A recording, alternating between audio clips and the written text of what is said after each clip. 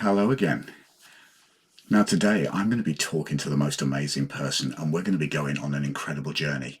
That journey is from young, vulnerable evangelical Christian to tarot reader to symphonic orchestral oboist to university professor and back to celebrated tarot reader and author.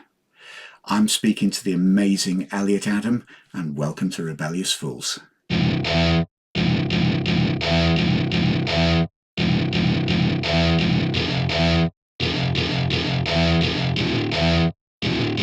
Welcome to my party. We're just getting started. Hello, darling. Are you well? Hello, my dear. How are you? I'm fine. I'm fine. So, for everyone who's watching, this is the amazing Elliot Adam, who we first made brief contact about 5 years ago, didn't we? Yes, Very you were brief. working on the Hecate deck, I On believe. the Hecate deck. Yeah, Yes. that's right. And I've kind of had to wait until a couple of weeks ago to actually get to meet you in person for the first Yes. time, haven't I? Yes, So you it was worth the wait. It really was. have. So if you're happy, I want to talk about your subversive tarot journey because I think your story is quite interesting, isn't it? Yeah, it's a long one, so I hope you're. Oh, that's fine. You've got time. Good. Yes. Tell me how you discovered the tarot for a start. That's the first question. Okay, so before I even start with that, I will just say that I was raised in America in a very religiously oppressive family. My uncle was a born again Christian minister, and we would go to his church on the weekends. And I also grew up very poor. I had a single mother who had addictions and things like that. And so, before I even discovered tarot, I kind of had hammered into me this fear of Christianity, but because we were so poor, I would go to the church because my grandparents also went to the church, and they would take me to McDonald's and give me food afterwards. So I would eat. So I would go to this church, but there'd be signs like homosexuality is a sin in the windows, and the wages of sin are death. And they would do these protests. Love, isn't it? Yes, yes. I mean, and I knew I was a gay kid. I mean, I always knew, as soon as I learned to speak, a purse fell out of my mouth. So I couldn't really hide it. But I, would go to this church, and I'd be just terrified because of the messaging I was hearing that, gay people are awful, and they are out to get your children, and they're trying to convert them, and they are the worst people in the world that are going to burn in hell because God hates them. And I thought, well, then that means God hates me. And, they would always say, watch out because the end times are going to be any moment. And while you're out there, you're going to hear the blast of the angel's trumpet, and you're going to get judged, and the rapture is coming. So, I mean, as a kid, I'm absorbing this, and I was a very sensitive kid. So what I would do is I would go to the library, and that was like a little safe space for me. I could get free books, and one book I fell in love with was about Greek mythology. And it was a picture book, and inside I opened it, and there was Poseidon, the god of the sea with the waves. And there I turned the page, and there's Athena, and she has the owl. And I was always drawing owls as a kid, and I'm like, oh wow, look at this goddess as an owl. That's so cool. I mean, I was obsessed with Athena. And so I just loved these stories and was reading them. So flash forward to when I'm 16, 15, I think, 15. And now I'm really going through a major crisis because we have adolescence, and because now I'm becoming, older, and it's harder to, know that you're gay as a little kid, but kind of keep it to yourself. Now you're getting picked on by other people at school. The Christians that were around me were saying, we really need to get Elliot an intervention with some men because otherwise the homosexuals are going to get him. Yeah. And so, that was the energy I'm growing up with. But it was at this time my mother, she had kind of fallen out with the church. And she became a very severe alcoholic at that time, which was terrible. But she found a boyfriend, and we moved in with him. And I went through his attic because he had antiques there. And I was rifling through boxes, and I found a deck of tarot cards. And I thought, Really? what is Ah, this? What is this? So I immediately was going through the deck and I'm like, ooh, the Queen of Rods. Who's the Queen of Rods? The Empress. Wow. The High Priestess. Who's this? And I felt an immediate connection with these cards mm, because they were so similar to those archetypes I read about in the fairy story books and the mythology books. And there they all were. There they all were. And so I thought, I just got chills. I thought, mm, this is so cool. And so, I was picked on, like I said, at school a lot. mm. And, I started reading tarot cards there. And then I got quite popular suddenly. People wanted to get a reading from me and find out what I Yeah. had to say. And so pretty soon, a little tea house in our neighborhood, there was a kind of a witchy lady who ran it. And she had me in one day and she said, I heard you do tarot card readings. I'm doing a psychic fair this weekend and I'd love for you to do it. I'd love for you to read cards there. And I said, okay. And she said, you'll get $20 a reading. And I said, Wow. $20? Like people pay for this? Yeah. I was just giving it away. And then I thought, my God. So then I did the fair and Mm, uh, became a hit. And she offered me a job. And then another shop downtown heard about me and they said, if you can read our 3 owners and we're satisfied with you, mm, well then we'll give you a job here. So I did, and they loved it. And so there I was, 16 years old, 17 years old, and I'm telling people about where to invest in the stock market, or whether it's a good time to sell a property or not, or how to get over a breakup, or how to find their path. And yeah. I didn't even know what I was doing. I would just flip the cards, and it was just like I would just let my mouth run, and people always seemed to like it. So flash forward a little longer, and I opened up my own tarot shop when I was 20. And it was called Athena's Oracle because by this time I was like, you know what? The Christianity thing for me, there's no Mm, place for me there. And I felt like my myths, my beloved Greek myths with these archetypes spoke to me so much more compassionately. There was mm, actually a place for me in there. yeah. And so I opened my first shop called Athena's Oracle. And I, was a kid. I didn't know a lot about how to save money or pay bills on time. So it was a learning experience. But I would go to parties at that time and people would say, oh, well, Samantha's going to school for, dentistry and Stan is Mm, doing accounting. What are you doing with your life, Elliot? And I said, well, I got a tarot shop called Athena's Oracle. And they'd just say, oh, that's really weird, or that's really scary, yeah.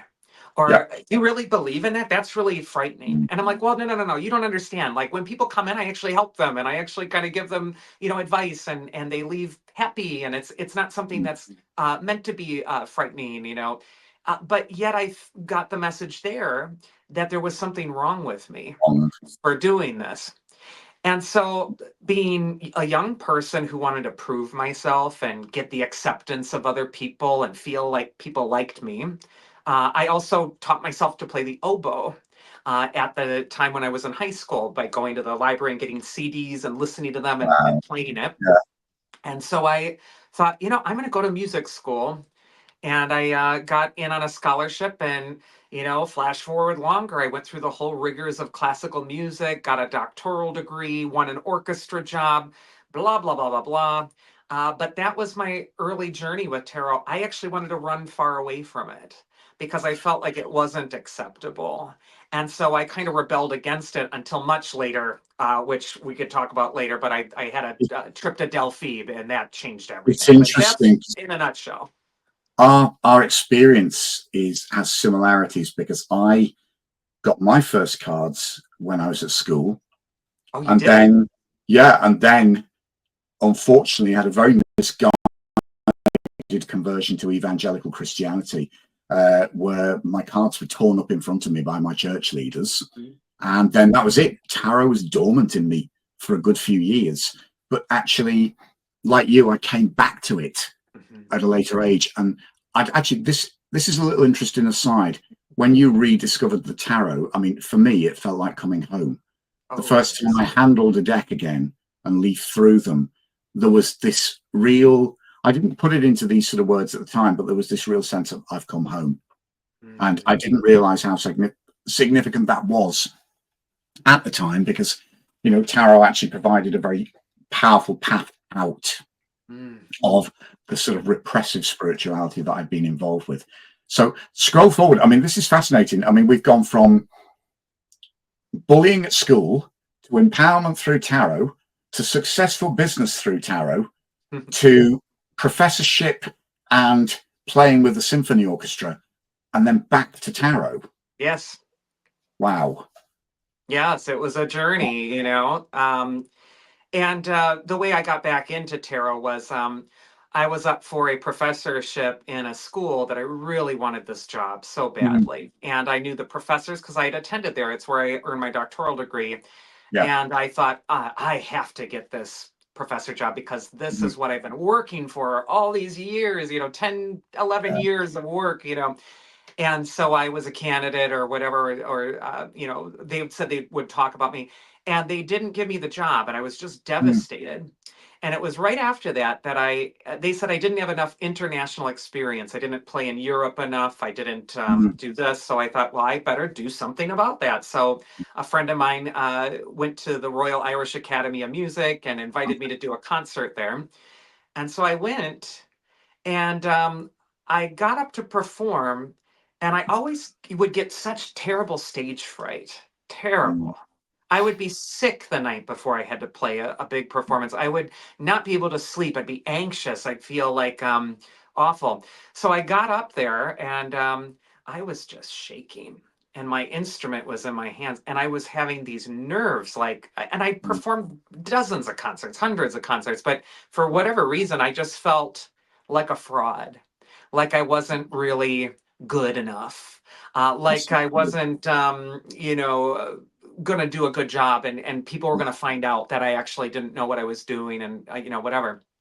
So I went through this concert and I got through it. I prepared. So when your nerves are like that and you're prepared, you can still do it and you get through it. It wasn't my greatest performance, but I didn't mess anything up. But I felt like a failure. I felt so defeated. I think it was not only just not getting that job, but then also experiencing those nerves and not feeling like I had control over myself as a performer. And so, luckily, on the tail end of the trip to Ireland, I scheduled a trip to Greece. And Greece is my favorite place in the world. And so I went to Delphi, which, if your viewers don't know, is up in the mountains, and it's where the ancient oracle used to get consulted. It's a long line of priestesses for over 1,000 years, where people came from all over the world, and she would give them her oracles. So I went to the Temple of Apollo, where they sell the tickets, and I'm in line, and a woman selling them, and she said, "Oh, who are you, and what do you do?" And I said, "Oh, well, I'm Elliot. I'm from America." And I said, instead of saying I'm an oboist in the orchestra, I said, "I actually read tarot cards." And I said, "I actually brought my tarot cards with me. Do you want a reading?" And she's like, "Parakalo, get over here." So we go and sit on this broken pillar in front of the Temple of Apollo, and I'm turning over the cards for her, and I'm just reading her, and she's starting to cry. And she says to me, "This is about this divorce that I'm going through," and blah, blah, blah. And she said, "You need to meet my friend Costas. He runs a shop here." So I went to the shop, and then I met a gentleman there, and he's like, "Wow, have you seen this place and this place?" And I'm like, "Oh yeah, I know all about it. I was there earlier." And he's like, "Who are you? You got this light around you," he said. He said, "I heard you do tarot cards." I said, "Yeah, do you want a reading?" And so I did his reading, and then people are coming in the shop and I'm doing their readings. I didn't even charge for it because I just thought, this is so cool. I'm in Delphi giving readings to people. And, people, blah, blah, blah, blah, blah. They're all getting excited. So then the man who owned the shop, he said, "You need to come later to visit with us at 10 p.m. We'll be in front of the Castalian Spring," which was the spring that the Pythia would wash in before she'd go into the Temple of Apollo. And they said, "You have to meet our friend there. He's a musician, and he's an older man, but he plays the ancient Greek oboe." And they didn't even know I played the oboe. Wow. I didn't even mention anything about oboe. I said, that's No. so funny. I said, I play the oboe and I actually have my instrument with me because I was just in Ireland playing it. And they said, well, bring it along. So Yeah. I went that evening, and there was this man in front of the Castalian Spring, and he had this ancient oboe with no keys on it and this very Mm. big reed, and it had this plaintive, beautiful sound. And he signaled for me to sit with him. And so I sat down and I put my modern instrument together with all its key work, and Mm. we did this duet in the moonlight, and then this crowd was gathering, and I felt so at home with the music where it was so healing. It was like I just had this horrible, panicked, awful experience, and now I'm having this spiritual experience in Delphi where we're just playing this music, and it's just from the heart. Yeah. And after we got done, he grabbed me by the hand and he said in Greek to me, I don't speak modern Greek. I know some ancient Greek from school, but Mm. they translated and they said, he wants you to know that you've been gone for a very long time, but he wants you to know that you're home now and that you're ours. Wow. And I just started to cry. And I thought, what in the hell am I doing with my life? Mm. I'm trying to be this oboist and perfect and this polished musician and this very important professor and get the acceptance of everybody else. And I forgot that I'm a tarot card reader. And it Yeah. was the tarot that opened me up to this connection and my path and my purpose. And Mm. funnily enough, the oboe was in there too. It was also a character in the story, but I came home to myself. So I thought, I'm going to go home and I'm going to read tarot. And so I said to my husband, he's good with IT. I said, Mm. you need to build me a website. So he did. And it became popular. And pretty soon I'm reading people from all walks of life again, all over the world. And I wrote a blog that millions of people were looking up tarot definitions from that were based on Mm. fearlessness. And then that's how it led to my first book. My blog became my Wow. first book, Fearless Tarot, and that's all she wrote. And I haven't looked back. Retired from the oboe a few years ago, and now I play the Mm. harp for fun, and I just do tarot now full time. So when was Fearless Tarot published? That was published in 2020, right during the pandemic, which Okay. was actually auspicious timing because that's when the publishing world went through the roof. No one could do anything during lockdown except read books and learn tarot cards. Mm. So it actually benefited me. So it's interesting because you were working on Fearless Tarot as we were working on the Oracle of the Hecatean Path. Yes, Yeah. yes. Wow. And you've subsequently published. Have you published a second book since then? Yes, my second book is called Tarot in Love, Consulting the Cards and Matters of the Heart, because as a tarot reader, there's no way around it if you're going to do this professionally. One of the Mm. main questions we get asked about is love. Love. And it's often the question, annoyingly, sometimes can be, when's he coming back? And you're just saying, when's he coming back? So why I wrote Tarot in Love was not to just prattle off tarot definitions for a love reading and when he's going to come back and whatever. I wanted to write a book that really put the focus back on the person asking the question. Yeah. And so in the chapter, I'll tell you, okay, this is what the card means in a new relationship and an old relationship Mm. with somebody that you're on again, off again with. But at the end of every chapter, I write, what is this card trying to teach you about you? Why are you asking when is he coming back? What is that saying about you and your self-esteem and how you're feeling about yourself and the value you place on your own self? So it's a book that helps people gently go through introspection when they're trying to understand their relationship life. Isn't it interesting though? Because one of my an old friend of mine, it was actually one of my university friends that I met in the early 90s, and we lost touch, reconnected with the advent of social media, I think 2014. Well, not the advent of social media, but it was, I think we reconnected through Facebook and LinkedIn, only to discover that we both had a passion for tarot. Now, what I didn't know was that she'd been reading since 1972. Her husband at the time was an antiques dealer and had got this genuine 19th century Marseille deck, and brought Wow. it home. And of course, she started experimenting with it and found that, she was very empowered through it. And also she found that she was very, that she discovered, let's just say that she discovered she was very psychic and intuitive You know, Hmm. you don't get a reading offer because if if you're frightened of the truth, you don't go to her for a reading because it just all comes out. You know, but we it's interesting because she said to me, there's one things that she said to me that really hit home. And she said, tarot never tells you anything you don't already know. And Absolutely. the more I thought about that, it's because like you, I've read professionally off and on. I kind of have a sort of slightly uncomfortable relationship with reading for other people. I've kind of not quite resolved how I feel about that yet, even though I've designed numerous decks, written numerous guidebooks. Hmm. But the more I thought about what she said, I thought, yeah, it doesn't tell you anything you don't already know, which means that actually the process of going into a reading, it has to be about you and not about other people, doesn't it? You can't Sure answer does. questions about other people's lives. That's the cards are not going to give that knowledge up. I mean, for me, the cards are a mirror, and that's Yes. what makes them so powerful because I suppose in a way, the whole concept of these interviews about the rebellious fool, to me, the tarot is the rebellious fool because it will slap you in the face with the truth that you're not facing, you know? Absolutely, it will. And And we can as readers, that's why I wrote Fearless Tarot. My first book mm, was, as a sensitive person, I didn't find it useful to do a reading for myself and get the outcome card of the Ten of Swords and look it up in the white book and it says doom, destruction, failure, and ruin. That makes me just want to end it right there. I'm yeah, thinking, what the hell am I supposed to do with that information? That doesn't help me. That makes me feel like now I'm gonna die and something. So why I wrote my blog was no, no, no, no, no, no. These are symbols. And we're not going to take this in a literal way where it is death and ruin and destruction.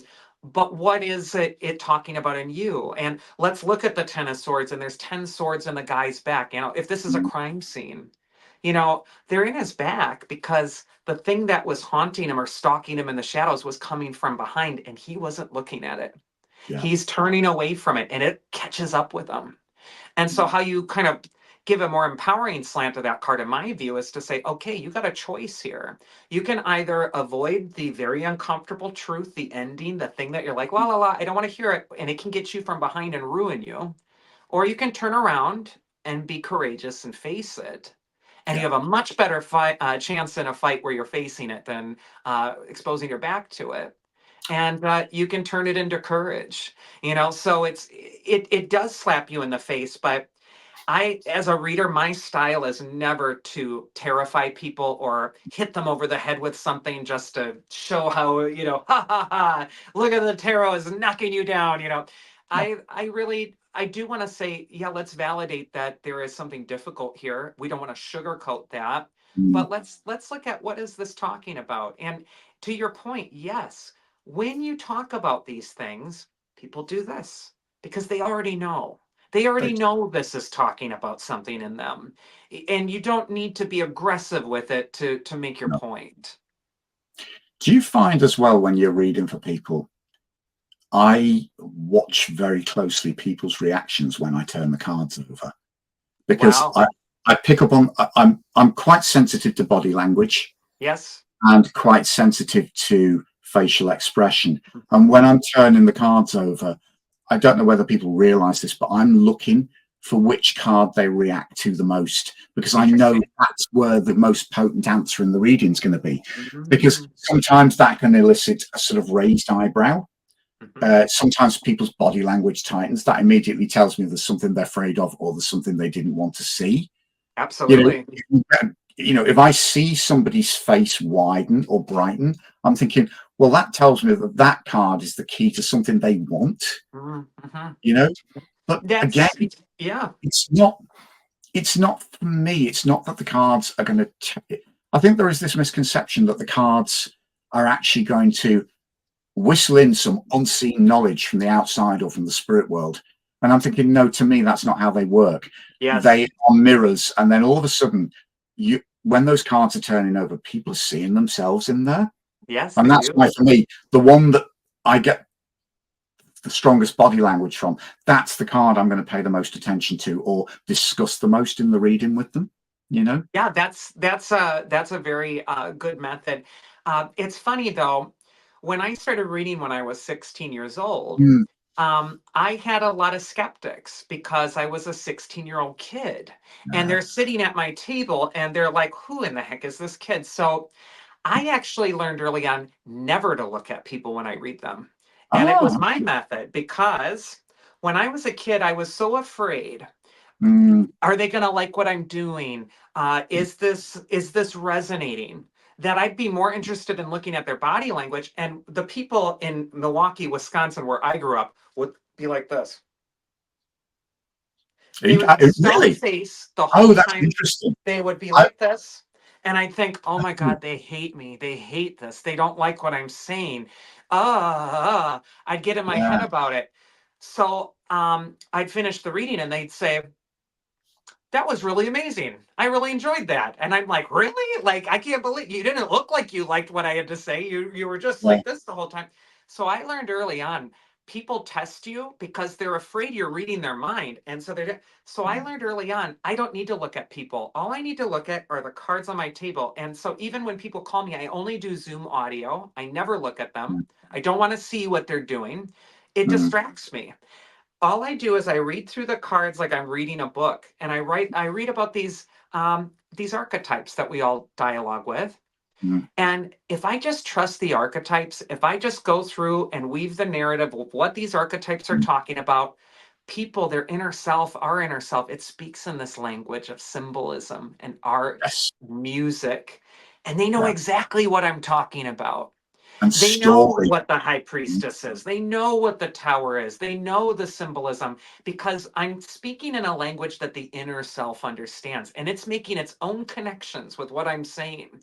So so yes, if someone gasps while I say and then the tower blah blah blah blah blah and they're mm, like, "Oh my god." Well, then obviously I know like you're saying, when they react to that, that is a more powerful card. yeah, But my style of reading just early on is I go in blind because I don't want to be thrown off by body language. I don't want to I don't want it to be about me. I yeah, almost like leave Elliot outside and mm, I get to business and I just read the cards as if I'm reading a book or a narrative to somebody. I feel such a detachment when I read. Some people feel things and they're intuitive and they're sight and they see pictures. I don't. I just read like I'm reading words, blah blah blah blah blah blah blah blah blah. Blah. That's my method. It's like I go on automatic. this is what I love because there is no single way of doing this, and this is why it fascinates me when I'm sort of comparing experiences with other readers, because you realize that every single one of us Oh yeah. has a different but kindred way of doing it. Yes. I mean, I think my readings kind of become like dialogues because very often I will, I mean, I'm like you. I kind of I treat the sequence of a reading as a story narrative. Yes. I what I love about the tarot is I see it as a picture book, but the pages are not always fixed in the same sequence. That's right. And there are so many different permutations. But very often, my attitude with the reading, very often I go in and say, right, we're gonna journey through this sequence of say 10 cards. And as we're alighting on each card, I will kind of explain the narrative as I see it. And then my next question is either where do you see yourself in this? How's that making you feel? Mhm. Because for me, that's my way of reading, is to help people to explore their feeling and how they see themselves in this narrative. Yes. And yet, the more I learn, the more I'm reading that you can take your books on tarot, you can take your little white book, but at the same time, you kind of end up gleaning the things that work from you from other people's methods, but then ultimately you've kind of just got to forge your own path in a way that works for you Absolutely. and the person you're reading. And it's interesting that those paths are very often forged by our own life experiences. And Mhm. it fascinated me when you were saying about your technique of blind reading, but it was also fascinating when you were saying about the culture of where you were coming from, the fact that people would come in completely deadpan. And Yes. here, where I live, it's very different. Liverpool people are very, very different. And they normally just, everything is on the surface, on the Yeah. sleeve. And when I'm at home, if I'm reading for people locally, it's quite easy because these are my people. These are the people I'm used to. Uh, Yes. if I'm elsewhere, that's different. And then you find that, well, yeah, maybe I've got to tailor my approach, and I've got to meet this client halfway. Yes. I've got to find out what works for them. Yes. So yeah, but And you know what? It's an equally valid method of reading, and mm, so is the valid method of reading of being intuitive or just speaking what you're yeah, feeling. I get so many readings or have experienced so many readings with people who are just like, I just feel this, and the body language I'm feeling this, and they're not even mm, looking at the cards. They're trusting their heart and their instincts, and they're in that. And that's not my method, but I've had profound readings with people who read in that method. I've had profound readings with people who read in a method like you're talking about, where you're mm, saying, uh, how is this speaking to you? And yeah, let's look at this mirror here. What is this reflecting mm, in your life? What do you think that's talking about? There is no one true right way of reading tarot, which is also rather subversive, isn't it? When we're thinking about it's our religious background and how oh there's yeah, only one way to look at things. we've There's got similar infinite. backgrounds. Yes. It's interesting because we have similar backgrounds. We've broken free from repressive religion, but I think actually this leads into an interesting question, because what makes tarot interesting for me is it's not a sacred text. It's not a single divine revelation. It's not the ultimate last truth. It doesn't claim any authority.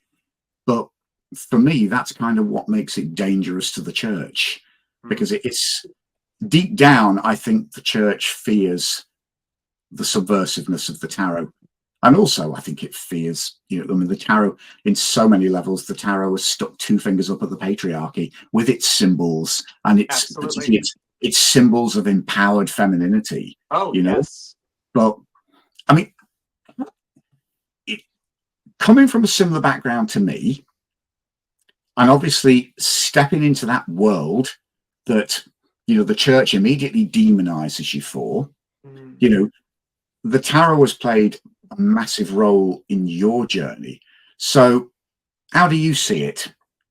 The tarot itself, what does that mean to you? Mm. And yeah, kind of what subversive role has it played in your journey? I think that's the key question I'm getting Well, to. it right from the start, it tarot for me is a collection of images and symbols. Mm, We all know it was a noble's game in the yeah. medieval times or whatever, but they drew upon symbolism that's far older. And Oh yeah. our tarot archetypes, they're humanity's oldest friends. They've been with us since we've been painting them on the cave walls.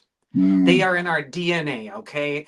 They are archetypal and they're raw and primordial within us. And the reason the church is so threatened by it is because the church is a rather new phenomenon. When you think of humanity and its experience, yeah. 2,000 years ago is nothing. It's nothing. Mm, Look at ancient Egypt. You have it going back 3,000 years before Jesus was even a thought. There is ancient, and then even before ancient Egypt, you have prehistoric belief systems and mother goddesses and mm, archetypes that are in our uh, psyche. They're in our collective unconscious. They are older. They are far older than anything that a Christian or monotheistic tradition can even lay claim to. And mm, what terrifies them is that it's reaching into something that's beyond them and they just don't understand it. It's in a prehistory. It is empowering of femininity, but so were mm, ancient cultures. They yeah. built great temples to goddesses. They worshiped the great mother as the one who brings forth all life in the earth. I Mm, mean, these are archetypes that are old. And the reason the church is afraid of it is because it's older than they are. And they've been told that no, no, no, we're the oldest thing there ever was. mm, The world was created by our God in 7 days, and there couldn't be anything before that, but there is. And that's what scares them. And it wasn't until I learned about myths and history and the breaking of the ancient world and what the Christians did to rip apart the temples and ban the pagan practices and all of this sort of thing. As a young kid, it made me rather angry because mm, I felt I'd been lied to. I've been told that these are fake gods and this is old stuff that there's no use with it or no value. But actually, there was a whole series of civilizations before we went into a dark age when the Christians did take over. Look at the art from the 100 AD, while Rome is still strong, and then look at the art at 500 AD. We're drawing stick figures that are out of proportion with big lobbing heads, and it's because everything broke. The education system broke. The everything. Civilization collapsed. We couldn't build an arch for another 1,000 years. We couldn't have a flushing toilet again until the what is it? I don't know when toilets were invented again, 1800s. I don't know, Mm. but it's amazing. I mean, we were so far along, and then we went into this ignorance, and And that's what threatens them. interestingly, I mean, you see the parallel situation with the Renaissance. The Renaissance was not driven by faith; it was driven by thought. You Yes. know, And and who's in the Renaissance? Those old gods and goddesses. They're yes, back. There's yeah, the birth of Venus with Botticelli, and she's coming out of the sea, and they're all, and that's a subversive time because they're like, ooh, and we got to preserve some of these ancient texts because by then they're like 1,500 years old and crumbling, and luckily and in, those monks did. and But interestingly as well, when you think what else came out of the Renaissance, it was there before, but tarot had its great blossoming, in the yes, Italian Renaissance. it sure And did. yeah, I love returning to those early decks because particularly within the trumps as they would have been known, the major arcana to us, but they have a raw subversiveness in Oh those yeah. early decks, particularly when you see the fool as the madman, our high priestess as a heretical female pope, you know. Yes. Even it was funny. A good friend of mine from university was a classics scholar. It's something he pointed out because I'd never really thought of it. He said, the Empress actually is an equally subversive card to the Popess because within the sort of patriarchal system of of the Renaissance, and also even within the Roman Empire, the idea of an empress as a ruler was actually quite heretical. You know, Absolutely. so the fact that the tarot presents a pope and a popess and an emperor and an empress, they are basically presenting the male archetype, and then in effect sticking one finger up by presenting what would have been a female parody. Yes. Which is a very powerful subversion when you think about it. You know, Yes, uh, very much so. It's a complete dominance of the matriarchy. Joseph Campbell said, with the ancient Greeks, you had the sky father Zeus, and he invades into Greece, and the Pelasgians, the old Greek people, worship their mother goddess. But instead of Zeus killing the mother goddess or throwing her out, he marries her. And yeah, so they have this, and there's tension in that marriage. Hera's always on his back, and he's always, get off my back, and blah, blah, blah. And it's this tension between the male and the female, but there isn't a complete suppression of it. no, Although Greece was a very patriarchal culture too. I'm not mm, sugarcoating that. But to your point, when Christianity comes along, there is no archetype for the divine feminine. They've completely repressed her. They've mm, completely cut her off, and yet the people, the common people, would worship Mary and build yes, shrines to her because they need her. You need the goddess. You can't just throw her out like that. So uh, she kind of goes underground a little bit, yeah, but you're absolutely right, and that is one of the reasons why the form of Christianity that I had was mm, so much of a horrible thing for me as a kid. Was I thought the men that I was raised by, they were abusive, they were terrible to me. I was afraid of men, and it was women that I really related to more. mm, They comforted me. They gave me safe spaces. They were nurturing. So when I would go to the church and it's just this angry man who wants to throw his own creation in a fiery incinerator for eternity because they don't bend the knee. I mean, what Yeah. kind of loving whatever is that? That sounds absolutely horrible. So seeing the goddesses again emerge in my life, it was like, this is what I relate to. It's the goddesses. They're all behind me. I got Athena, I Mm, got Isis, I got them all. That's the goddess for me all the way. And yes, the god, you need both. You can't have one or the other. You can't have all empress and no emperor. You need the mm. emperor. You need protection and stability, and you need assertive energy and all of that. But you need the mother. You need the goddess too. And it's interesting, isn't it? Because so many of the symbols contained within the tarot, ironically, are Judeo-Christian symbols. And I find it fascinating that the tarot is demonized very often from a point of ignorance with so many people within the church. Because you look now, and I very often want to say to these people, well, have you actually ever looked through a tarot deck to see what's there? Yeah. And actually, a lot of these people haven't, because it's just a superstition that has been passed on. Yes. But yeah, I mean, it's one of the reasons I celebrate the tarot now, because it is a dangerous tool to work with, because I think for me it's the ultimate embodiment, and be very careful what you ask for, because you might get it. Yes. And Absolutely. with a tarot reading, if you ask the tarot to show you where you're at, it will slap you in the face with it It and will. It mirror it. will show you. You got You to know, be brave to look in yeah, the mirror. But yeah, like there's this old myth of Medusa in the Greek myths, and Medusa's this monster that's so hideous that if you look at her directly, she petrifies you. You're turned to mhm, stone. And Medusa can be a symbol for our issues. That if we look at our issues directly, sometimes it's too raw. We can't look at it directly. It petrifies us. It paralyzes us with fear. And that's where tarot comes in. It is a mirror, as you say. The only way you can survive Medusa is by looking at her in the mirror. And mhm, thereby you can conquer her. But yeah, you need the mirror shield. And tarot's a mirror. It's a safe thing we put on the table that we get to look at all our demons and all our angels, and they're reflected back to us with a little bit of distance.